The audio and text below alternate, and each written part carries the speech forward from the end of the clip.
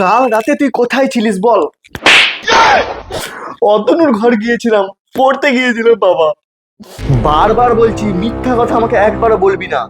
বাবা আমি মিথ্যা কথা বলছি না, তুমি আমার কথা বিশ্বাস হচ্ছে না? অতনুকে ফোন করে জিজ্ঞাসা করো। আচ্ছা, অতনু সব সত্যি কথা বলবে তাই না? হ্যাঁ বাবা, অতনু সত্যি কথাই বলবে। ও তোমাকে এমনিতে সম্মান করে অনেক। আচ্ছা ঠিক আছে, দাঁড়া, অতনুকে ফোনটা লাগাচ্ছি। হ্যালো, হ্যাঁ কে? আমি শর্মা আঙ্কেল বলছি, সুদীপের বাবা।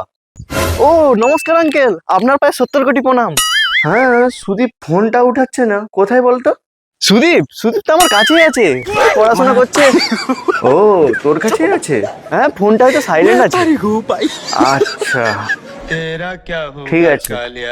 কিন্তু বাবা, অতনু তোমাকে তো প্রচুর সম্মান করে, বলো। কার ফোন? অতনুর ফোন। স্পিকারে রেখে কথা বল। হ্যালো। আরে চুথিয়া মানে দিছি তোর বাবাকে।